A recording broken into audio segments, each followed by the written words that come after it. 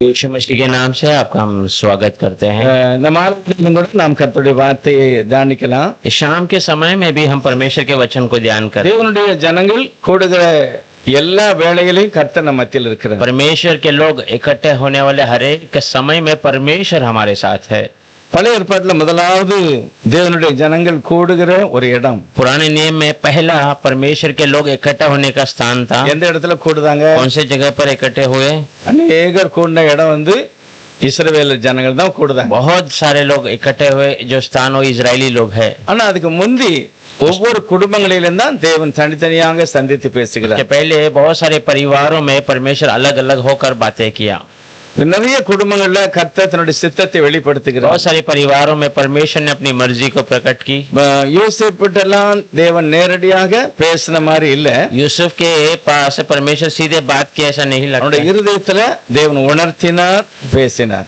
उसके हृदय में परमेश्वर बातें की और उसको एहसास दिलाया। தேவன் எப்படி தன்னுடைய ஜனங்களோடு இடைபடுகிறார்? परमेश्वर कैसे अपने लोगों से मिलाप करता है? ஆதியாகமம் 12வது அதிகாரம் उत्पत्ति का किताब 12वां अध्याय முதல் வசனம் வாசிக்கலாம். पहला वचन पढ़ेंगे। கர்த்தர் ஆபிரகாமை நோக்கி, நீ உன் தேசத்தையும் உன் இனத்தையும் உன் தகப்பனுடைய வீட்டையும் விட்டு புறப்பட்டு நான் உனக்கு காண்பிக்கும் தேசத்துக்கு போ. यहोवा ने अब्राहम से कहा, अपने देश और अपने कुटुंबियों और अपने पिता के घर को छोड़कर उस देश में चला जा जो मैं तुझे दिखाऊंगा। முதல் கர்த்தருடைய வார்த்தை ஆபிரகாமிடத்தில் வருகிறது. पहला परमेश्वर का वचन अब्राहम के लिए आता है। ஒரு ஆபிரகாமுக்கு மட்டுமல்ல, केवल अब्राहम के लिए नहीं, உலகத்தில் உள்ள எல்லா ஜனங்களுமே அந்த ஒரு வார்த்தையில தேவன் அடக்கி அவனை அழைக்கிறார். दुनिया के सारे लोगों को उस वचन के अंदर प्रभु कर कर उनसे उसे बुलाता है। ஜெபம் பண்ணலாம். शिक्षण के लिए प्रार्थना करेंगे। சுத்தமுள்ளவருக்கு நன்றி சொல்லுகிறோம். पवित्र प्रभु को धन्यवाद हो। நம்முடைய வேதத்தில் உள்ள அதிசயங்களை காண கர்த்தர் உதவி செய்யுங்க. वचन के रहस्य को देखने के लिए प्रभु मदद कीजिए। நிலைத்திருக்கிறது. आपका वचन बना रहता है। வசனத்தினால் மனிதன் உயிரோடு வாழ்கிறார். वचन के द्वारा मनुष्य जीवित कर रहता है। அப்பத்தினால் மட்டுமல்ல, தேவனுடைய வார்த்தையினாலும். केवल रोटी से नहीं, परमेश्वर के वचन के द्वारा। கர்த்தாவே நீர் பேசும். परमेश्वर आप बातें இந்த कीजिए। வசனம் கேட்கிற ஒவ்வொருவருக்கும் ஆசீர்வாதத்தையும் ஜீவனையும் சுகத்தையும் கொண்டு வரும். आपके वचन सुनने वाले हर एक को आशीष और जीवन लेके आए। இயேசு கிறிஸ்து நாமத்தில் பிதாவே, यीशु मसीह के नाम से मांगते हैं। आमीन। ஆண்டவர் ஆபிரகாமை பார்த்து முதலாவது ஒரு வார்த்தை சொல்லுகிறார். परमेश्वर अब्राहम को देखकर पहला एक बातों को कहता है, நீ என்ன செய்யணும்னா இந்த ஊரை, இந்த ஜனம் எல்லாத்தையும் விட்டுட்டு நீ வெளியே வரணும் तो அப்படிங்கிற. क्या करना है? तेरे देश को, तेरे लोगों को सब छोड़कर तो बाहर आना है। நான் உனக்கு ஒரு இடத்தை காமிப்பேன், நீ அங்கதான் போகணும் मैं அப்படின்னு. तेरे लिए एक स्थान दिखाऊंगा, वहां पर ही तुझे जाना है। இன்றைக்கு இதே வார்த்தையை நம்ம யாருக்காவது போய் இதே வார்த்தையை நம்ம அப்படி சொல்ல முடியாது. आज यही बातों को, शब्दों को हम किसी को नहीं बता सकते। யார்ட்டையாவது போய் நீங்க இதெல்லாம் விட்டுட்டு நாங்க காண்பிக்கிற இடத்துக்கு நீங்க வாங்க, கர்த்தர் உங்களை ஆசீர்வதிப்பார் அப்படின்னு நம்ம சொல்ல முடியாது. हम किसी को नहीं बोल सकते ये सब छोड़ो और प्रभु जो दिखाने वाला जो जगह वहां पर तुम आओ। இதுல ஒண்ணு இருக்கிற தேசம், एक रहने का देश है, என ஜனம், उनके रिश्तेदार, தாய் தகப்பன் வீடு, माता पिता का घर। இந்த இடங்களை நீ விட்டுறணும் அப்படிங்கிற. इन सब बातों को तो छोड़ना है। ஆனா இன்னைக்கு ஏசப்பாவை பற்றி மிஷனரிகள் போய் சொல்லும்போது என்ன சொல்லுவாங்க? आज यीशु मसीह के बारे में मिशनरी जब बताते हैं तो क्या बोलते हैं? நீ எங்க இருந்தாலும் பரவாயில்ல, तो जहीं भी कहीं पर भी हो, விசுவாசி, यीशु पे विश्वास कर, அவர் உன்னை ஆசீர்வதிப்பார். वो तुझे आशीष करे। இயேசு கிறிஸ்து நாமத்தை தான் அவங்க பிரஸ்தாபப்படுத்தாங்க. प्रभु यीशु का नाम ही वो बड़ी करते हैं। நிறைய இடங்கள்ல அந்த வார்த்தையை பேசும்போது ஜனங்களுக்கு ஒரு அற்புதம் वो நடக்கும். जगह पे वो शब्दों को बताते ही लोगों के जीवन में अद्भुत होता है। அப்ப இந்த ஒரு வார்த்தைக்குள்ள எல்லாமே அடங்கிட்டு तो एक शब्दों के अंदर सब कुछ रह जाता है। தேவனுடைய மிஷனரிகள் சொல்லுகிற வார்த்தையை ஒரு மனுஷன் கேட்கும்போது परमेश्वर के मिशनरी जब वचन कहते हैं तो एक मनुष्य सुनता है तो தேசம் வந்துருது, அவங்களுடைய ஏனம், அவங்க தாய் தகப்பன் எல்லாத்தையும் விட்டுட்டுமே இருதயம் ஆண்டவர் பக்கமா திருப்புது. उनका देश, उनके रिश्तेदार, उनके माता पिता, उन सबको छोड़कर उनका मन परमेश्वर की ओर फिर जाता है। இருதயம் மட்டும் தேவனை சார்ந்திருந்தா எல்லாமே ஆசீர்வாதமா மாறிடுது. हृदय केवल परमेश्वर पे निर्भर होगा तो सब आशीषित हो जाएगा। பழைய ஏற்பாட்டுல இப்படிப்பட்ட ஒரு சான்ஸ் ஆபிரகாமுக்கு இல்ல. पर पुराने नियम में ऐसा मौका अब्राहम को नहीं था। இப்ப இன்னைக்கு அப்படி இல்ல. पर आज ऐसा नहीं நம்ம है। ஆட்டு அப்பாவை பற்றி பேசுகிறோம், अगर हम एक व्यक्ति से पिता के बारे में बात करते விசுவாசத்தை हैं, பற்றி பேசுகிறோம், यीशु के बारे में बातें करते हैं, விசுவாசத்தை பற்றி பேசுகிறோம், विश्वास की बातें இப்ப करेंगे। இந்த விசுவாசத்தை பற்றி ஒரு மிஷனரியோ ஒரு ஊழியக்காரனோ பேசின உடனே विश्वास के बारे में एक सेवकाई या मिशनरी बातें बातें करते समय நம்ம புதிய ஏற்பாட்டுல பார்க்கலாம், உடனே அங்க இன்னொரு சப்போர்ட் உங்களுக்கு கிடைக்கும். हम नए नियम में देख सकते हैं तुरंत उसको एक सहायता मिल जाता है, அதுதான் பரிசுத்த ஆவியானுடைய நடத்துதல். वही पवित्र आत्मा का चलाना। உடனே தேவன் அந்த ஆளோட பேச ஆரம்பிச்சிருக்கார். तुरंत परमेश्वर उस व्यक्ति के साथ बातें करता அந்த है, ஆளோட இருதயத்துல उस பேசுகிறார். आदमी के हृदय में बातें करता है ரெண்டு ஒரு விசுவாசத்தை அவர் உள்ள வச்சிருந்தார். और एक विश्वास को उसके हृदय में वो खुद रख ஆனா देता है। ஆபிரகாமுக்கு அப்படி இல்ல. पर अब्राहम के लिए ऐसा नहीं था। தேவன் சர்வ வல்லமுள்ளவர். परमेश्वर सर्व सामर्थ्य है। அவருடைய கல்வாரி சிலுவைக்கு பிறகுதான் இந்த கிருபை வருகிறது. उनके कलवारी क्रूस के बाद इतनी बड़ी अनुग्रह मिली। என்ன கிருபை? क्या अनुग्रह? சகலமும் கிடைக்கும். तो भरोसा किया तो सब कुछ तुझे मिल ஆனா जाएगा। ஆபிரகாம் அப்படி இல்ல, எல்லாத்தையும் விட்டுட்டு வெளியே வரணும். पर अब्राहम ऐसा नहीं, सब छोड़कर बाहर आना है। எதனால அந்த காலத்துல அப்படி இருந்தது? कि उस समय में ऐसा था। தேவனுடைய திட்டம் ஒரு பெரிய மகிமையான திட்டம். परमेश्वर का जो योजना है बहुत बड़ा महिमा का योजना है। 2 கொரிந்தியர் 1வது அதிகாரம் 9வது வசனம் வாசிக்கலாம். दूसरा कोरिन्थियों 1 वचन पढ़ेंगे। 2 கொரிந்தியர் முதல் அதிகாரம் 9வது வசனம். நாங்கள் எங்கெங்கும் நம்பிக்கையாயிராமல் மரித்தோரை எழுப்புகிற தேவன் மேல் நம்பிக்கை இருக்கத்தக்கதாக மரணம் வரும் என்று நாங்கள் எங்களுக்குள்ளே நிச்சயித்திருந்தோம்। वरन हमने अपने मन में समझ लिया था कि हम पर मृत्यु की आज्ञा हो चुकी है, ताकि हम अपने भरोसे न रखे वरन परमेश्वर का जो मेरे मरे हुओं में को जिलाया है।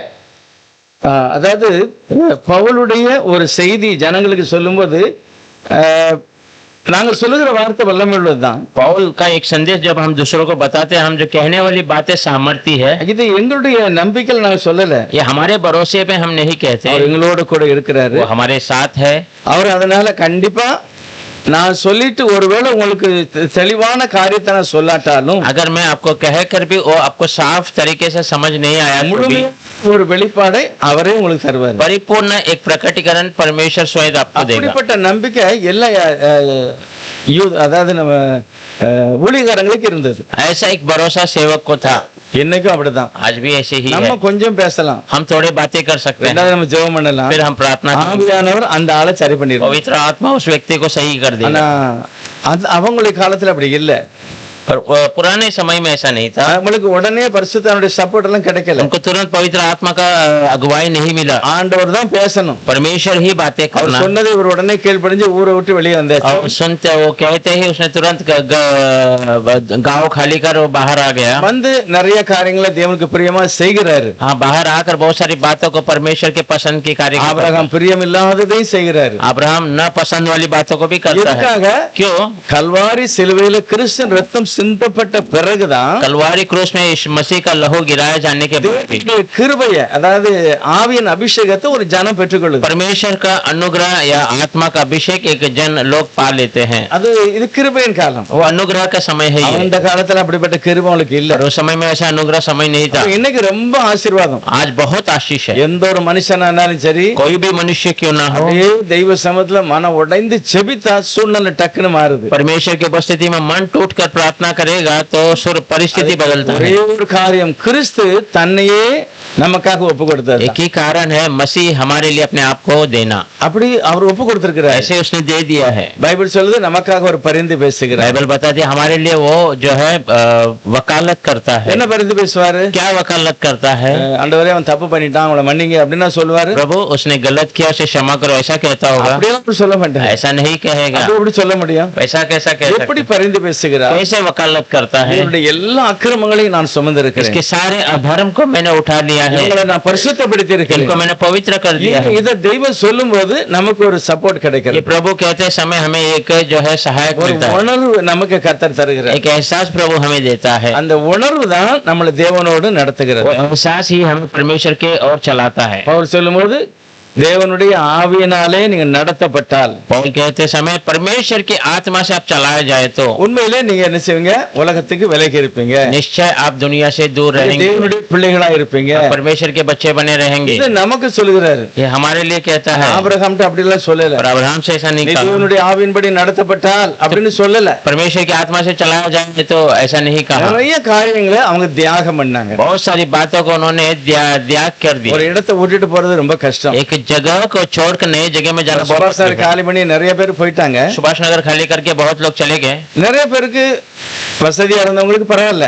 बहुत सारे अच्छा स्थिति में थे उनके लिए ठीक है, ஆனா நிறைய பேர் வருஷம் வருஷம் வீடு காலி பண்ண வேண்டியிருக்கு. पर बहुत सारे लोग हर साल में घर बदलना அது पड़ता எவ்வளவு है। சொல்ல பாருங்க. वो कितना कष्ट की बात है। ஒரு சாதாரணமா ஒரு ஏரியா விட்டு ஒரு ஏரியா போனோடனே நிறைய வாழ்க்கை அது சரியில்லை. एक साधारण एक जगह से दूसरा जगह जाने के लिए उनको कितना तकलीफ होता, अच्छा नहीं है। ஆனா ஆபிரகாம் பாருங்க அந்த அந்த பெரிய வேலையை அவர் செய்திருக்கிறார். अब्राहम ने वो बड़े काम को उसने किया है। ஊரை விட்டுட்டாரு. गांव छोड़ दिया, ஏன்னா ஜனத்தை விட்டாச்சு, अरे रिश्तेदार बंधुओं को छोड़ தாய் दिया, தகப்பனை விட்டாச்சு. माता पिता को छोड़ அந்த दिया। நம்பிக்கையெல்லாம் தேவன் மேல வச்சுட்டு வெளியே उस கிளம்பி भरोसे को प्रभु के ऊपर रखकर वो बाहर आ गए। ஆண்டவர் சொல்ற பரவாயில்ல இது போதும் எனக்கு, प्रभु कहता ठीक है, ये काफी है मेरे लिए, இடத்தை காலி பண்ணிட்டல, तूने जगह खाली किया, இனி நான் உன்னை நடத்துவேன். अब मैं तुझे चलाऊंगा। அப்படிப்பட்ட ஒரு கிருபை. ऐसा एक अनुग्रह। அந்த 17வது வசனத்துல சொல்லுகிறார் ஆதியாகமத்துல, उत्पत्ति 17 अध्याय में कहते हैं பயப்படக்கூடாது, तो डरना नहीं, திடமனதா இருக்கணும். स्थिर मन से बना रहना है। அதுல நம்ம பைபிள்ல என்ன போட்டிருக்கு பாருங்க 17வது அதிகாரத்துல, उत्पत्ति 17 अध्याय में ஆபிரகாம் 99 வயதான போது अब्राहम 99 उम्र का होने के बाद கர்த்தர் ஆபிரகாமுக்கு தரிசனமாகி, परमेश्वर अब्राहम को दर्शन हो, நான் சர்வ வல்லமுள்ள தேவன். सर्व सामर्थी परमेश्वर। இதுல அந்த அந்த பைபிள் என்ன எல்சடாய். L Shaddai. எல்சடாய் என்ன எப்படி? एल शडाई का मतलब क्या है?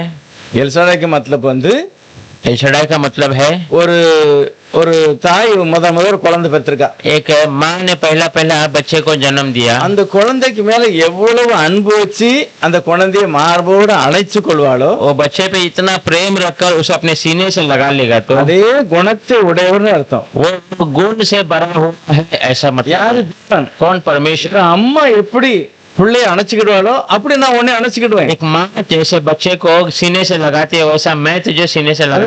ஒண்ணு சொல்லவே இல்லை. उस बच्चा ने कुछ कहा नहीं, அணைச்சுக்க मुझे उठा लिया और सीने से लगा दिया।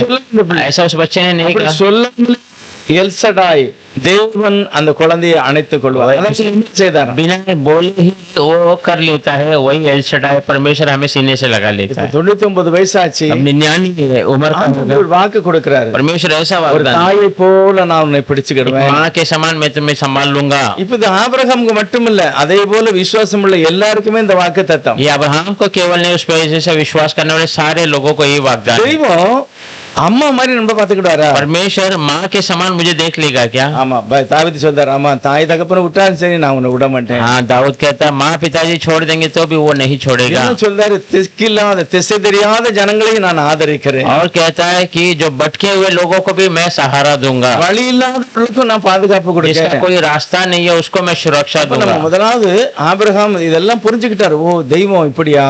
तो अब्राहम अच्छे से समझ गया कि हमारा परमेश्वर ऐसा है। போற இடம் சரியில்லைட்டாலும் பரவாயில்ல, हम जो जा रहे स्थान सही न हो அவர் तो என்னை भी அணைத்துக் वो கொள்வார். मुझे सीने से लगा அந்த लेगा। காலத்துல பாருங்க நிறைய கொள்ளை அடிச்சிருக்காங்க. क्योंकि उस समय बहुत सारे लूट करते थे। 14வது அதிகாரத்துல பாருங்க இந்த குடும்பமும் ஒரு கிராமத்தையே கொள்ளை அடிச்சிட்டான். 14 अध्याय में पूरा परिवार गांव को ही उन्होंने लूट डाला। இவருக்கும் அப்படி நடக்கலாமே? ऐसा भी इसको हो सकता था। இப்ப இவர் வீட்டுல 1000 பேர் இருக்காங்கன்னு வச்சுங்க, अब इसके घर में 1000 लोग हैं, 3000 பேர் வந்து என்ன செய்ய முடியும்? 3000 उसके विरुद्ध आए तो क्या कर सकते ஒண்ணும் செய்ய हैं? முடியாது. कुछ नहीं कर सकते। அதனாலதான் கர்த்தர் சொல்லுகிறார், इसलिए प्रभु कहता है எப்படி ஒரு குழந்தையை ஒரு தாய் எடுத்து அணைத்துக் கொள்வாளோ அப்படி நான் உன்னை அணைத்துக் கொள்வேன். जैसा एक बच्चे को माँ अपने सीने से लगा लेती हो, ऐसा मैं तुम्हें सीने से। இதனாலதான் ஆபிரகாம் தைரியமா போறாரு. इसीलिए अब्राहम धैर्य से जाता है। ஒரு அந்த எப்படி பாஸ் ஆண்டவர் என்ன கூட இருக்கிறார். हाँ, एक पक्कापन की प्रभु मेरे साथ है। இவனுக்கு அந்த 2வது வசனத்துல சொல்கிறார் 12வது அதிகாரத்துல, 12 अध्याय के दूसरा वचन में कहता है நான் உன்னை பெரிய ஜாதியாக்கி मैं तुम्हें बड़ी जातियां உன்னை बनाऊंगा, ஆசீர்வதித்து तुझे आशीष करके உன் பெயரை பெருமைப்படுத்துவேன். तेरे नाम को बड़ा करूंगा। அடுத்து 3வது வசனம் வாசிக்கலாம். तीसरा वचन भी पढ़ेंगे।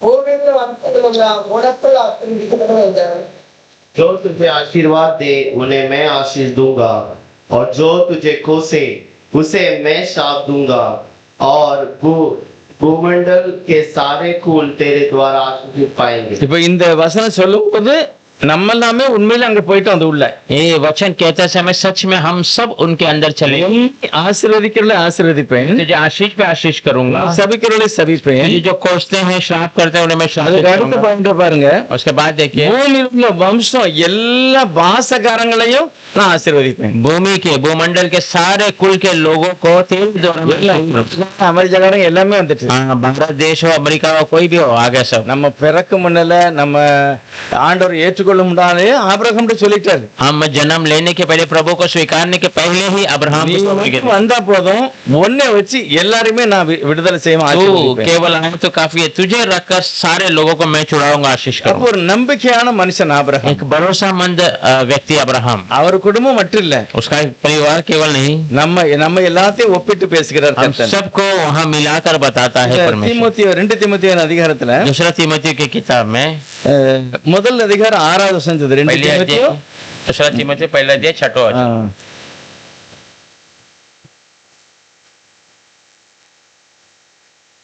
திருத்தமாகும் நான் உண்மையில் என் கைகளை வைத்ததினால் உனக்கு உண்டான தேவ வரத்தை நீ அனல் மூட்டி எழுப்பி விடும்படி உனக்கு நினைப்பட்டுகிறேன்।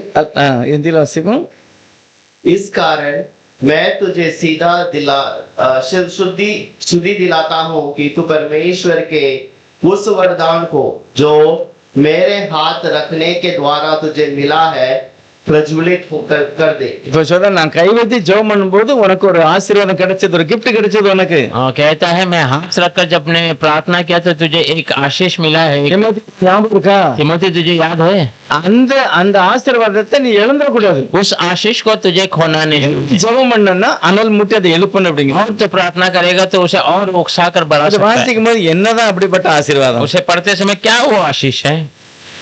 மேல சொல்றது பாருங்க, ऊपर देखिए இல்ல 4வது வசனம், 4वां वचन। அது ரொம்ப முக்கியம். ஒன்றிலுள்ள மாயமற்ற விசுவாசத்தை நினைவு கூறும்படி முன்னோர்கள்ல யாரு அங்க ஆபிரகாம் पूर्वज मतलब अब्राहम से वो शुरू कर। நம்ம பழைய காலத்துல தேவனுடைய ஜனங்களை ஆராதிச்சாங்கல்ல, அங்க இருந்து எல்லா ஆசீர்வாதமும் சுத்த மனசாட்சியோடு உண்மையிலே பேசின ஆண்டவருக்கு நான் நன்றி சொல்றேன். தீமோத்தேயு உன்னை கர்த்தர் அப்படி ஆசீர்வதிக்கிறார். सच में अब्राहम से बात करने वाले परमेश्वर को मैं धन्यवाद करता हूँ क्योंकि उसने तुझे ऐसा बना दिया है। பாரு, நீ உங்க அப்பா வேற உங்க அம்மா வேற, हाँ तेरे पिता अलग है और तेरी माँ अलग है, அங்க சொன்ன வார்த்தை உனக்கு வரைக்கும் கிடைச்சிருக்கு. पर वहाँ कही हुई बातें यहाँ तक तुझे मिला நீ है நல்லா ஜெபம் பண்ணு, और तू अच्छा प्रार्थना நீ कर, நல்லா என்ன செய்யணும், ஒப்பு கொடுக்கணும். तो अपने आप को देना है, அப்பதான் உன் விசுவாசம் வளரும் அப்படிங்கிறது. तब तेरा विश्वास बढ़ेगा। அனல் மூட்டி நீ எழுப்பணும், उसे जो है उकसाना है, அந்த நம்பிக்கையை நீ அறிக்கை செய்யணும். उस भरोसे को तू कबूल करना है। ஏதோ ஒரு பிரச்சனை, உடனே ஆண்டவரே எனக்கு நீ வாக்கு கொடுத்திருக்கல, அது எனக்கு வேணும்னு சொல்லணும். நீ कोई परेशानी है तो प्रभु आपने मुझे वाग्दान दिया है वो मुझे चाहिए करके आप காய்ச்சல் வந்தாலும் சரி, ஏசப்பா எனக்கு காய்ச்சல் வந்திருக்கு எனக்கு சுகமாகும்னு சொல்லணும். बुखार आए तो भी प्रभु यीशु मुझे बुखार है मुझे चंगाई दीजिए करके कहना है। அதுக்கு அவர் செய்தி சொன்னாரு, 40 லட்சத்துக்கு அதிகமான ஜனங்கள் போனாலும் और संदेश का 40 लाख से अधिक लोग गए तो भी மார்க்கெட் இல்ல, मार्केट नहीं था, பரவாயில்ல சாப்பாடு இருக்கு, ठीक है भोजन है, துணி கிளியல, वस्त्र फटा नहीं, செருப்பு கிளியல, चप्पल घसा नहीं, எல்லாத்தோட ஃபேமஸ் என்னன்னா வியாதி இல்ல, டாக்டர் ஒரு இருக்காரு, அவர் தேவன்.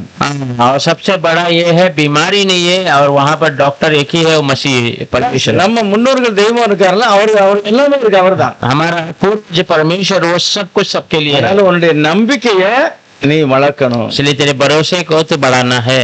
நம்மளும் யோசித்து பார்ப்போமே, हम खुद सोच कर இது देखेंगे, வரைக்கும் நம்ம யோசித்து பார்க்கணும். अभी तक हम सोचना है எங்கேயாவது தேவன் என்னோடு இடைப்பட்ட மாதிரி ஏதாவது பேசியிருக்காரா? कहीं पर परमेश्वर मुझसे बातें करने के समान कहीं घटना घटी है, ஏதாவது பேசியிருக்காரா कुछ ஆண்டவர்? बातें की है क्या? அத சொல்லாரு, அத நீ விசுவாசத்தை அறிக்கை செய்து ஜெபம் பண்ணு. उसे तो विश्वास को कबूल कर और उसमें प्रार्थना कर। நான் ஒரு தடவை 6வது படிக்கும்போது நினைக்கிறேன், मैं एक समय में 6वीं पढ़ते समय ஒரு ஊழியக்கார் சண்டே கிளாஸ் நடத்த வந்தார். एक सेवक जो संडे स्कूल चलाने आए थे, இத்தனை பேர் போன வாரத்துல நான் நல்லா இருக்கணும் ஆண்டவர்னு நீங்க நினைச்சீங்க. कितने लोग गए हफ्ते में प्रभु मैं अच्छा रहना करके आपने सोचा, ஆண்டவர் அதை நோட் பண்ணி வச்சிருக்கிறார். प्रभु ने उसे हिसाब में रखा है, நீ எத்தனை வயசானாலும் அதை மறக்க மாட்டாரு. तो कितना ही कि उम्र क्यों ना हो நீ சொன்னதை அவர் எழுதி வச்சுக்கிட்டாரு. ஆண்டவரே நான் நல்லா இருக்கணும், तूने जो कहा वो प्रभु ने लिख लिया है, हमें அதுக்கு சாட்சியா இருக்கணும். प्रभु की गवाही बनकर நீ रहना है। சொன்னல, तूने कहा है, அவர் எழுதி வச்சிருக்கிறாரு. पर उसने लिख कर रख लिया है। அதனால நீ திடமனதாயிரு, इसलिए तू स्थिर मन हो जा, விசுவாசத்தை அறிக்கை செய். विश्वास को कबूल कर। அவர் அந்த மாதிரி பிரசங்கம் பண்ணாரு. ऐसा वो प्रचार किया। நிறைய பிரசங்கர் சொல்றாங்க, बहुत सारे प्रचार लोग நீ कहते சின்ன हैं வயசுல ஒப்பு கொடுத்திருக்க, छोटे बचपन में अपने आप को சின்ன दे दिया, வயசுல காரியங்களை நீ ஆண்டவர்கிட்ட சொல்லியிருக்காரு. बचपन में परमेश्वर को तूने वो कहा है, அது அவர் மறக்க மாட்டாரு, செய்து वो காண்பிப்பார். उसे भूलेगा नहीं, वो कर कर அதனால दिखाएगा। பவுல் சொல்றாரு, நீ அந்த உன்னுடைய விசுவாசத்தை நீ அதிகப்படுத்தணும். इसलिए पॉल कहता है उसे तेरे विश्वास को तो अधिक करना है। தேவன் நமக்கு பயமுள்ள ஆவி தரல, நல்ல தெளிந்த ஆவி தந்திருக்கிறார். परमेश्वर हमें भय की आत्मा नहीं, अच्छा बुद्धि की आत्मा दिया है। ரெண்டாவது அதுல முக்கியமான நல்ல வசனம் 9வது வசனத்தை பாருங்க, நான் நல்லா தியானிக்கக்கூடிய வசனம். 9वां वचन देखिए, अच्छा ध्यान करना। நம்மை ரட்சிக்காமல் அவர் நம்முடைய கிரியைகளின்படி நம்மை ரட்சிக்காமல், இப்படியும் அவரு யாருடைய தீர்மானத்தின்படி, தெய்வம் எதுவும் தீர்மானம் பண்ணி இருக்கிறாரு. நம்ம கிரியை செய்ததை வச்சு அவர் எல்லாம் நம்மள கூப்பிடல, हमारे कामों को देखकर प्रभु ने हमें बुलाया नहीं। அவர் தீர்மானம் போட்டுக்காரு, இந்த இடத்துல இந்த பேரை கூப்பிடணும், उसने योजना बनाई कि इतने जगह पे इसने लोगों को बुलाना है, வயசுல அவனை கூப்பிடணும், कितना भी उम्र हो इन्हें बुलाना है, ஃபேமிலியை ये காப்பாற்றணும், परिवार को बचाना है, இவங்களுக்கு இந்த மாதிரி வேலை கொடுக்கணும். इनको ऐसा नौकरी देना है। அவர் தீர்மானிச்சுக்கிறாரு, ऐसा उन्होंने योजना किया है। நம்மகிட்ட கேட்டு செய்யல இதெல்லாம், हाँ, हमें देख कर पूछ कर நம்ம नहीं, பார்த்தும் செய்யல. हमें देख कर भी नहीं किया। பவுல் சொல்லுகிறார், ये कहता है அவர் நம்முடைய கிரிகளின்படி நம்ம ரட்சியாமல், हमारे कामों के द्वारा हमारा उद्धार न करते हुए, தம்முடைய தீர்மானத்தின்படியே ஆதி காலம் முதல் अपनी योजना के अनुसार वो उत्पत्ति से ही, இயேசுக்குள் அல்ல கிறிஸ்துவுக்குள், यीशु के अंदर नहीं मसीह के अंदर, ஏன்னா இயேசு 2000 வருஷம் தான் ஆச்சு कि பிறந்து. यीशु 2000 साल हुआ जन्म के, கிறிஸ்து என்றென்றைக்கும் ஜீவிக்கிறவர். मसीह हमेशा के लिए जीवित அவர் है। தேவன், वो परमेश्वर அவர் எல்சடாய், एल शडाई है, அவர் சர்வ வல்லமையுள்ள वो सर्व सामर्थ्य परमेश्वर। அவர் தெரிஞ்சுக்கிட்டாரு. तभी उसने पहले ही उसने चुन लिया है, உறுதிப்படுத்துக்கு இயேசு மாம்சத்துல வர, उसे स्थिर करने के लिए यीशु मांस के शरीर में। பவுல் அதனால இயேசுநாதர்னு போடாம கிறிஸ்து இயேசுக்குள்ளன்னு சொல்றாரு. इसलिए पौल यीशु मसीह के द्वारा नहीं, मसीह यीशु के द्वारा करके இயேசு कहते हैं। கிறிஸ்துக்குள்ளேயும் ஆசீர்வாதம் இருக்கு. यीशु मसीह के अंदर भी आशीष है। இயேசுக்குள்ள வந்து அது கோடிக்கணக்கான வருஷத்துக்கு முன்னாடி எடுத்த தீர்மானம். मसीह के अंदर वो करोड़ों सालों के पहले की योजना ली गई थी, அப்பமே நம்மளெல்லாம் அவர் முன்னிச்சிருக்கிறார், तभी முன்குறிச்சிருக்கிறார். उसने हमें चुन लिया है। அப்ப நம்ம யோசித்து பார்ப்போம், நம்ம உள்ள வந்து இருக்கிறது எப்படி, நம்ம யாரோ சொன்னதுனாலயா இல்ல அவர் முன்குறிச்சதுனாலயா? हाँ, तो हम सोच के देखेंगे आज हम यहाँ पर अंदर है कैसे, किसी ने हमें बताया या परमेश्वर ने पहले ही हमें चुन लिया है? அவர் தீர்மானம், அவருக்குள்ள தீர்மானிச்சிருக்கிறார். उसने पहले हमारे बारे में सोच कर என்னுடைய கேரக்டரை பார்த்து அவர் தெரிஞ்சுக்கிடல, मेरे जो चाल चलन को देखकर उसने बुलाया, சர்ச்சைக்கு போறதுனால அவர் தெரிஞ்சுக்கிடல. चर्च जाता है इसलिए उसने चुना नहीं। கிறிஸ்தவம் அப்படிங்கிறது தேவனுடைய முன்குறிப்பு. मसीहाई का मतलब परमेश्वर का पहले चुनना। ஆபிரகாம் போய் கூப்பிடுதாரு பாருங்க, अब्राहम को देखकर बुलाता है, என்ன நினைச்சு கூப்பிடுதாரு? क्या सोचकर बुलाया? ஆபிரகாம் எதுக்கு அவருக்கு தேவை? अब्राहम क्यों उसे चाहिए? புதிய ஏற்பாட்டுல ஆபிரகாம் உன் பேரை தான் ஃபர்ஸ்ட்ல நான் போட போறேன், नहीं नहीं, मैं अब्राहम तेरे नाम को मैं पहला डालने वाला हूँ, உன் குடும்பத்தை வச்சுதான் இந்த உலகத்துல நான் மனிதனா பிறக்க போறேன். मेरे परिवार को रखकर ही इस दुनिया में मैं मनुष्य का रूप धारण அதனால करूंगा। எனக்கு ஆயிரம் इसलिए मुझे आदमी चाहिए। ஆயிரம் आ रहा है तो வந்துட்டான். वो आ गया।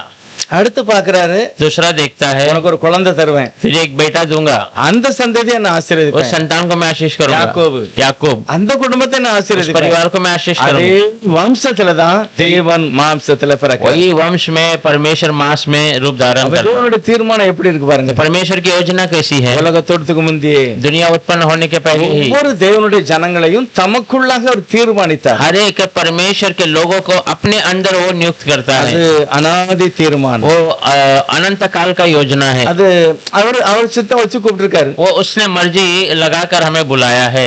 இப்ப நம்ம வந்து சொல்லலாம், अभी हम आकर कह सकते हैं, என்ன சொல்லலாம்? क्या कह सकते हैं? இப்ப யாராவது ஒரு ஆளை சாகில் அந்த கம்பெனியை விட்டுட்டு இந்த கம்பெனிக்கு வாங்க கூப்பிடுதாங்க. अब एक व्यक्ति को अभी साहिल को बोल सकता है वो कंपनी छोड़कर तुम इनके कंपनी में आ जाओ। எனக்கு இங்க இவ்வளவு பைசா கிடைக்கும், நீ தருவியா? हाँ, मुझे तो इतना पगार यहाँ है कि आप उससे ज्यादा देंगे। தருவேன். ठीक है, मैं दे दूंगा। வந்தாச்சு. आ गया। ஒரு வருஷம் ஆச்சு, 2 வருஷம் ஆச்சு. एक साल हो गया, 2 साल। சாகில் சொன்னா என் கூட வேலை பார்த்து சம்பளம் கூட்டிட்டாங்க, वहाँ पर मेरे साथ काम करने वाले की पगार बढ़ चुकी है, கூட போய் தான் நான் வந்தேன். तुमने बुलाया इसलिए मैं यहाँ आया। என்ன சொல்ற? क्या कह रहे हो? கேட்க உரிமை இருக்குல்ல, उसको हक है पूछने का, ஏன்னா அவன் தான் கூப்பிட்டு கூப்பிட்டான். क्योंकि उसने बुलाया है। நான் என் கூட அங்க வேலை பார்த்தேன், கூட்டிட்டு சம்பளம் அவனுக்கு. मेरे साथ वो नौकरी उधर किया, उसका पगार बढ़ चुका ஆனா, है। நீ கூப்பிட்ட நான் வந்துட்டேன். तूने मुझे बुलाया, मैं आ गया। இப்ப நீ தான் எனக்கு ஜவாப்தாரி. आप तू मेरा जिम्मेदार है। இதே மாதிரி நான் கர்த்தர்ட்ட பேசலாம். वैसे मैं प्रभु से बातें कर सकता हूँ। நீங்க தான் என்னை முன்குறிச்சு கூப்பிட்டீங்க. प्रभु यीशु आपने मुझे चुनकर நான் बुलाया। சரின்னு பின்னால வந்துட்டேன். मैं भी हाँ करके पीछे आ இப்ப गया। எனக்கு இதெல்லாம் தேவை இருக்கு. अभी मुझे ये सब जरूरत है। இப்படிப்பட்ட உரிமையோட பேச வேண்டும் என்று தான் தேவன் விரும்புகிறார். ऐसे हक से बातें करना यही प्रभु चाहता है। கலாத்திய நிருபத்துல சொல்லும்போது சொல்லுகிறார், गलातियों की किताब में कहते समय कहता है, பவுல் ஒரு நல்ல காரியத்தை சொல்லுகிறார். पौल अच्छी बातों को करता है। 24வது அதிகாரத்துல 22வது வசனம். கலாத்தியர் 4:22 4 में 22 22.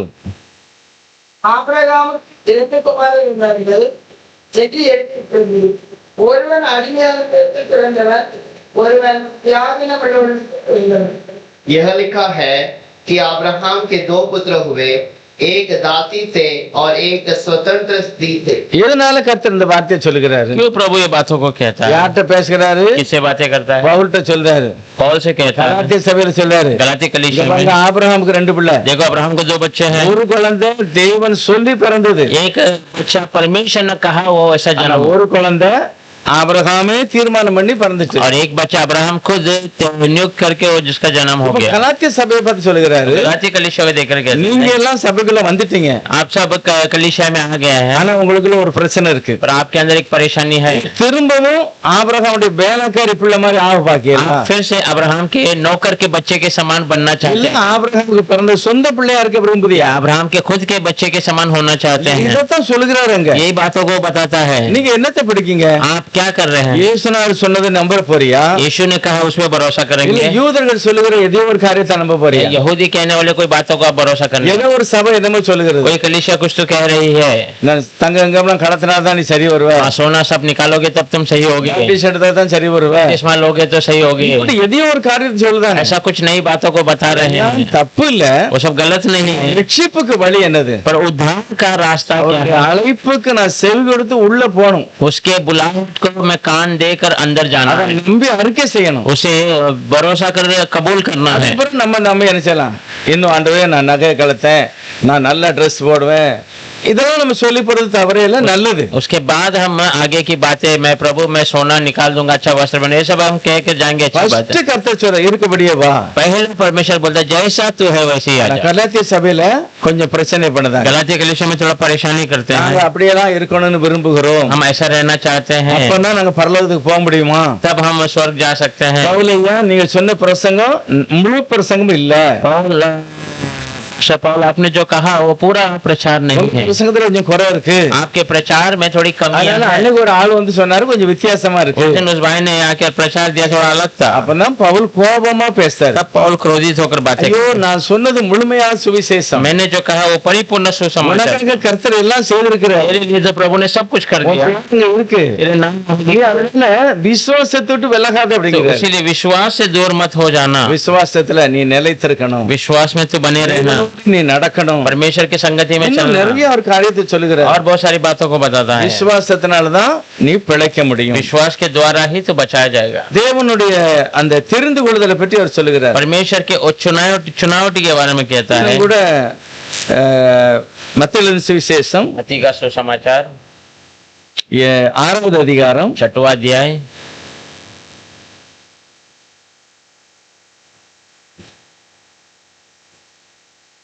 32வது வசனம். 32वां वचन, क्योंकि अन्य जाति इन सब वस्तुओं की खोज में रहते हैं, पर तुम्हारा स्वर्गीय पिता जानता है कि तुम्हें इन सब वस्तुओं की आवश्यकता है। அஞ்ஞானிகள் நாடு தேடி வந்தது. இவைகள் எல்லாம் உங்களுக்கு வேண்டியவைகள் என்று உங்கள் பரமத்தில் அறிந்திருக்கிறார். அடுத்த வசனம் முதலாவது. அவருக்கு நீங்கள் தேவைகள் அப்படி இவைகள் எல்லாம் உங்களுக்கு கூட கொடுக்கப்படும். இப்போ ஆண்டவர் பொது ஒரு பிரசங்கம் பண்ணிட்டாரு. परमेश्वर साधारण एक प्रचार करता है। பிரசங்கம் பண்ணும்போது இஸ்ரேல் தேசத்துக்குள்ளதான் பண்ணுதாரு. यीशु मसीह प्रचार करते समय इजराइल देश के अंदर ही ஆனா करता है, இஸ்ரேல் தேசத்துல எல்லாருமே யூதர்களுக்கு குடியிருக்கிற வேற ஒண்ணுங்க இருக்கு. और इजराइल देश में केवल यहूदी नहीं थे, बहुत अन्य जाति के लोग भी थे। சீஷர்மார் 12 பேர். यीशु मसीह के चेले 12 लोग हैं, அதுல ஒரு ஆளு பேர் என்ன பேர் கடைசியில் தெரியுமா? और एक व्यक्ति का उसमें आखिरी नाम क्या है? கானானியனாகிய சீமோன். हाँ, कानानियन का सीमोन।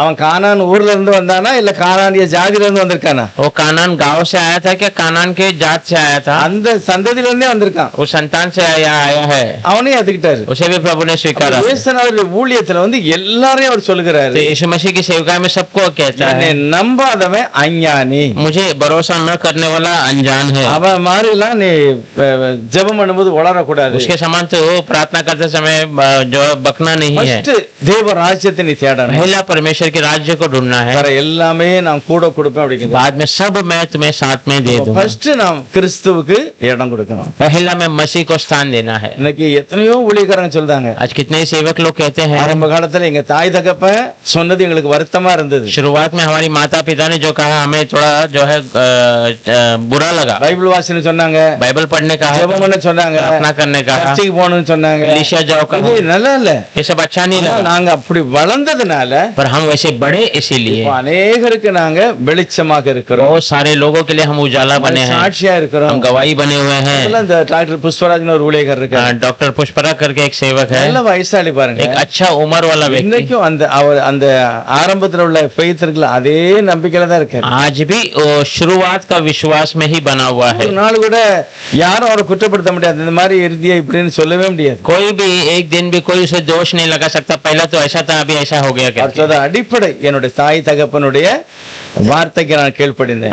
शुरुआत मेरे माता पिता की बातों का मैं पालन அவங்க करता हूं। தேவனுடைய வார்த்தை சொன்னாங்க. वो परमेश्वर के वचन को दिया। இததான் ஆபிரகாமும் சொல்லுவாரு, இப்போ எங்க அம்மா அப்பா ஏசப்பா தான் தேவன் என்னை அழைச்சார்ல, यही अब्राहम भी कहा गया, मेरा प्रभु ने जब मुझे बुलाया, இதெல்லாம் விட்டுட்டு வான்னு ये சொன்னார்ல. सब छोड़ कर आकर के। அன்னைக்கு கொஞ்சம் கஷ்டம் தான், उस समय में थोड़ा कष्ट था, எல்லாம் வசதியா இருந்ததுல, வீடு எல்லாம் வாசல்லாம், सब धन संपत्ति अच्छा बना हुआ था, நல்ல தண்ணி வசதி எல்லாம் இருந்திருக்கும், पानी की व्यवस्था भी थी। ஒண்ணுமே இல்லாத இடத்துக்கு போகும்போது கஷ்டம் தான்.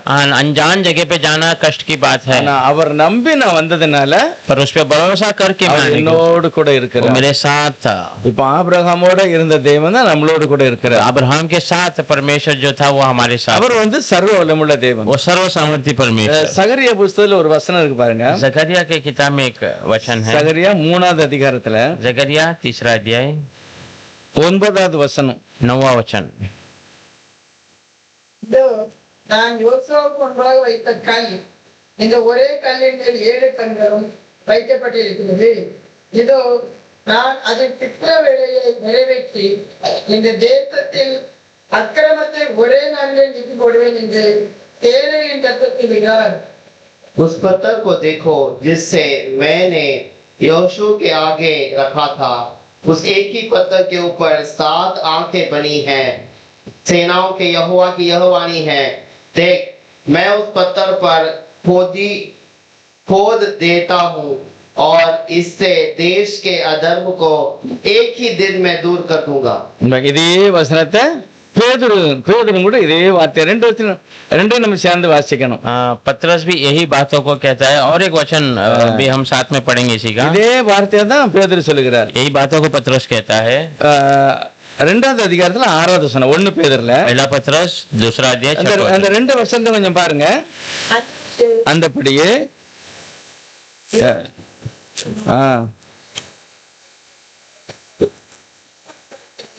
அதன் மேல் விசுவாசமாய் இருக்கிறவன் வெட்கப்படுவதில்லை வேதத்தில் சொல்லியிருக்கிறது. इस कारण पवित्र शास्त्र में भी आया है, देखो मैं सियोन में कोने के सिरे का चुना हुआ और बहुमूल्य पत्थर रखता हूँ, और जो कोई उस पर विश्वास करेगा वह किसी रीति से लज्जित नहीं होगा। இப்போ அங்க எழுதிருக்குல்ல, அதைத்தான் சொல்லுகிறாரு. वहां पर लिखी हुई बातों को यहाँ वो இந்த வசனத்தை சொல்லியிருக்கிறார். ऐसा में भी शब्दों को- மொத்தத்துல என்ன சொல்றாரு? पूरा क्या बताना चाहते हैं? சியோன்ல எருசலேம்ல ஒரு கல் இருக்கு, सिय्योन यरूशलेम एक पत्थर है, அதுதான் கன்மலையாகிய இயேசுநாதர். वो चट्टान प्रभु यीशु मसीह அந்த है। அந்த இயேசுக்கு மேல நீ நம்பலன்னா நீ பழச்சுக்கிடுவ, और यीशु पे तो भरोसा करेगा तो तू बच जाएगा, நீ நம்பலன்னா வெட்கப்பட்டு போவாங்க. तो भरोसा नहीं करेगा तो शर्मिंदा हो जाएगा। சகரியா என்ன என்ன சொல்றாரு பாருங்க. उस चट्टान के बारे में, पत्थर के बारे में जकरिया சகரியா என்ன சொல்றாரு क्या कहता है? பாருங்க, நான் ஒரு சியோன்ல ஒரு கல்லை வைக்கிறேன், देखो सिय्योन में मैं एक पत्थर रखता அதுல हूँ, 7 கண்கள் उसमें 7 आंखें लगी हुई है, 7 கண்கள் இருக்குன்னு போட்டிருக்கு. 7 आंखें. வெளிப்படுத்தல விசேஷத்துல தான் 7 கண்ணெல்லாம் வருது. प्रकटीकरण में ही 7 आंखें आती है. அது தேவனுடைய தீர்க்கதரிசிகளை பற்றி சொல்லி இருக்கிறார். परमेश्वर के भविष्यद्वक्ताओं के बारे में, அவருடைய ஆவிக்குரிய அனுபவத்தை பற்றி எழுதி இருக்கிறது. उनके आत्मिक अनुभव के बारे में भी लिखा है. उसमें लिखा है, இதோ நான் இதன் சித்திர வேலையை நிறைவேற்றி इसमें मैं अपने काम को प्रकट करूंगा. ஒரு பெரிய கல் உருண்டையா கிடக்கு. एक बड़ा सा पत्थर गोल सा है. சித்திரம்னா என்னது? उसमें जो पत्थर को छेदना, ஒண்ணு படம் இல்லைன்னா ஒரு சிலை. एक तस्वीर नहीं तो कोई मूर्ति. அப்ப அந்த உருண்டையா இருக்க கல்லை வெட்டாம உடைக்காம ஒரு உருவத்தை கொண்டு வர முடியாது. एक वो गोल सा पत्थर को तोड़े बिना, उसको छेदे बिना एक आकार में नहीं ला सकते हैं. அப்ப அவர் சொல்லுகிறாரு, சித்திர வேலையை நிறைவேற்றாருன்னா அந்த அந்த பாறையாகிய கல்லுல கிறிஸ்துவாகிய சரீரத்துல என்னெல்லாமோ செய்து அதை உருவாக்குகிறார், வடிவமைக்கிறார். और चट्टान जैसे पत्थर में मसीह के उसके शरीर में कुछ ना कुछ वो कार्य कर रहा है. இந்த இயேசுவானவருக்கு மேல, அந்த சரீரத்துக்கு மேல என்னெல்லாமோ நடக்கு, அடி விழுது, அவமானப்படுத்தாங்க, என்னெல்லாமோ செய்தாங்க. वो यीशु मसीह वो शरीर के ऊपर कुछ ना कुछ कार्य हो रहा है, मार रहे हैं, तो उसको अपमान कर रहे हैं, कुछ काम हो रहा है. என்ன அந்த கல்லு அலங்கரிக்கப்படுகிறது. एक ही ये विचार है कि वो पत्थर सजाया जाता है. அலங்கரிக்கப்பட்டு என்ன பிரயோஜனம்? सजा कर क्या होगा, அதிலே போட்டிருக்கு பாருங்க. उसी में बताया गया है. வாசிக்கலாம், पढ़ेंगे. இந்த தேசத்திலே இல்ல, அந்த வசனத்துல கீழ்ப்பாக எழுதியிருக்கிறது, அதை நிறைவேற்றி இந்த தேசத்தின் அக்கிரமத்தை ஒரே தேசத்துல தேசத்தினுடைய குடிகளை, ஜனங்களுக்கு மேல இருக்கிற அக்கிரமத்தை எடுத்துருவாரு. एक ही दिन में वो देश, मतलब देश के लोगों के अधर्म को निकाल देगा. இதெல்லாம் நடந்து கொல்கத்தா மலையில் यही गोलगदा के இயேசு கிறிஸ்துவாகிய பாறை அடிக்கப்படுகிறது. यीशु मसीह वो जो पत्थर है वो मारा जाता है. எதுக்கு? किस लिए? எதுக்கு அடிக்கப்படுது? क्यों मारा जाता है? என்னுடைய அக்கிரமம் நீங்கும்படியா. मेरे अधर्म दूर करने के लिए. அதுதான் உத்தமம். वही सच्चाई बात है. அவருடைய அடிக்கப்பட்டது, அவர் அவமானப்பட்டது, சிலுவையில மறுத்தது பூரா அந்த சியோன் உள்ள கல்லு பரிசோதிக்கப்படுகிறது. எனக்காக அவர் பரிசோதிக்கப்பட்டார். मारा गया, अपमानित किया, सब सियोन का पर्वत मारा गया क्योंकि मेरे अधर्म के. அது வெளிப்பட்ட கல். वो बहुमूल्य का. அதை நம்புகிறவன் வெட்கப்பட மாட்டான். भरोसा करने वाला वो बचाया जाएगा. இதைத்தான் அவர் சொல்லுகிறார். वही बातों कहता है. உலகத்துல ஃபேமஸ் டிராயிங் மாஸ்டர்னா மைக்கேல் அஞ்சல்னு ஒரு ஆளு. दुनिया में सबसे बड़ा चित्रकार माइकल एंजल करके एक पुराना व्यक्ति. அவர் தான் இந்த இயேசுவானவர் பந்தி உட்கார்ந்திருக்க மாதிரிலாம் பாட்டெல்லாம் அவர் தான் போட்டிருக்காரு.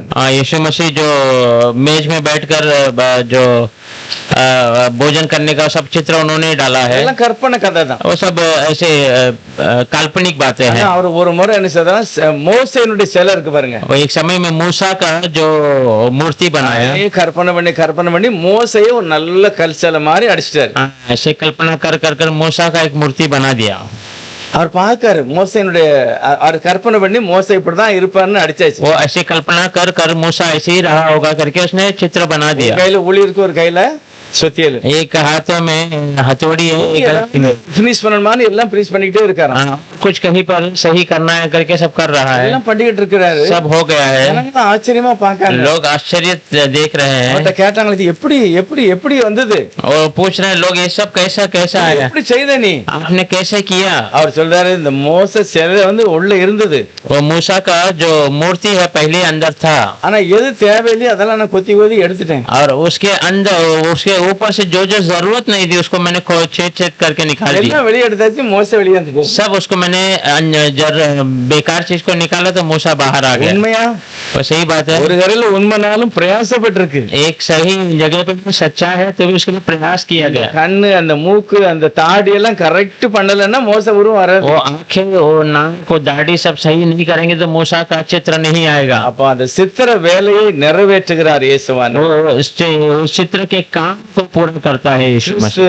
நம்ம எல்லாருக்காகவும் அந்த பாடுபடுகிறார். मसीह हम सब के लिए वो तकलीफ उठाता காரணம் है. என்னன்னா அவர் தான் தீர்மானிச்சிருக்காரு நம்மளை கூப்பிட்டது. कारण वही, उसी ने हमें हमें बुलाया है அவர்தான் நம்மளை நித்தியத்துக்கு அழைக்கிறாரு. वही हमें अनंत जीवन के लिए அப்ப लेके जाता है। எல்லா வேலையுமே அவர்தான் செய்யணும். तो सारे कामों को वही करना है। மத்தேயு 22 சொல்றாரு எல்லாம் ஆயத்தமா இருக்கு வாங்க சாப்பிடுறதுக்கு அப்படிங்கிறாரு. मत्ती 22 में कहता है सब तैयार है, आप आइए भोजन के लिए। அப்ப நமக்காக எல்லாமே தயாரா तो இருக்கு. हमारे लिए सब कुछ तैयार है। பரலோகத்துல மட்டும் இல்ல பூலோகத்திலையும் நமக்கு வேண்டியதை கர்த்தர் स्वर्ग வைத்திருக்கிறார். में केवल नहीं, दुनिया की सारी जरूरत परमेश्वर ने हमारे रखा। நம்ம என்ன செய்யணும்? चलिए हमें क्या करना है? சமூகத்துல உட்கார்ந்து प्रभु की उपस्थिति में बैठना है, தேவைகளுக்காக ஜெபம் பண்ணணும். हमारी जरूरतों के लिए முதலாவது தேவனுடைய ராஜ்யம், அந்த விசுவாசத்தை நான் வளர்க்கணும். पहला परमेश्वर के राज्य है, उसके विश्वास को हमें बढ़ाना। விசுவாசத்தினாலதான் ராஜ்யங்களையே ஜெயிச்சிருக்காங்க. विश्वास के द्वारा ही राज्य के ऊपर विजय प्राप्त की। அவங்க இருந்த இடத்தை அவங்க அதை கவனிக்கல. उन्होंने रहा वो स्थान को उन्होंने बड़ा नहीं देखा। தானியேல் எல்லாம் கட்டி கொண்டு போய் விட்டுருக்காங்க, அவுத்து விட்டாச்சு. दानियल को सब बांध कर लेके गया और वहां छोड़ दिए। என்ன நினைப்பாங்க दानियேல்? क्या सोचते होंगे दानियल? அங்க இருந்து நடத்தியே கொண்டாந்து இவங்களால ஜெயில அடைக்க கொண்டாந்து விட்டுருக்கு. वहां से सब चला कर लेके आकर अभी बंदी गृह में डालने के लिए रखा। பல லட்சம் பேர் ஜெயில अடைக்க முடியாது. लाखों लोग उनको बंदी गृह में नहीं डाल ஊரை सकते। சுத்தி மிலிட்டரிக்காரங்க இருப்பாங்க. पूरे गांव घूम कर मिलिट्री रहते हैं। இவங்கள இந்த மாதிரி இந்த ஊர்ல உள்ள கேத்தியெல்லாம் நீ பாத்துக்க, इनको तो इस गांव के खेती बाड़ी को तू संभाल, அங்க ஒரு 1000 குதிரை இருக்கு நீ குளிப்பாட்டு, 1000 घोड़े हैं उसको तुम्हें नहलाना है, கொஞ்சம் மிலிட்டரிக்காரங்க எல்லாம் ரொட்டி போடு, थोड़ा उनके मिलिट्रियों के लिए भोजन रोटी बना। இப்படிதான் வேலை எல்லாம் கொடுத்திருக்காங்க. ऐसे सब कामों को दिए होंगे। தானியேல் நினைக்கிறாரு, दानियल सोचता है இல்ல இல்ல என்கிட்ட ஒரு புக் இருக்கு, नहीं मेरे पास एक किताब है அந்த புஸ்தகத்துல 70 வருஷம் தான் நாங்க அடிமையா இருப்போம், और उस किताब में लिखा है केवल 70 साल हम गुलामी में அதுக்கு रहेंगे। எங்களுக்கு விடுதலை கிடைச்சுக்கிடும், उसके बाद हमें छुटकारा मिल நான் जाएगा। வாலிப பையன் தான், अब तो मैं जवान हूँ, அதனால நான் அடிமையாகவே நான் சாவ மாட்டேன், इसलिए गुलामी में ही मैं मरूंगा नहीं, निश्चय मेरे गांव में मैं जाऊंगा। அந்த விசுவாசம் இருந்துன தானியேலுக்கு, वो विश्वास दानियल के अंदर, அதனால அதுபடியே அவர் நடந்துக்கிட்டாரு. उसके समान वो चलना शुरू कर दिया। இருதயத்துல என்ன நினைச்சாரோ அதையே கர்த்தர் வாக்கிய उसके பண்ணிட்டாரு. हृदय में जो सोचा वही प्रभु ने पूरा कर दिया। அவர் என்ன நினைச்சாரு, நான் திரும்ப நம்ம நாட்டுக்கு போகணும், और फिर से मैं मेरे देश में जाऊंगा, உடைக்கப்பட்ட இடத்தை கட்டணும். फिर से टूटा हुए स्थान को இந்த ராஜா நிறைய அந்த சர்ச்சில் உள்ள பாத்திரங்கள் எல்லாம் அள்ளிட்டு வந்துட்டான், राजा ने कलीसिया के बहुत सारे बर्तन को जमा कर लिया, எல்லாத்தையும் திரும்ப கொண்டு போகணும். ये सब को फिर से ले जाना है।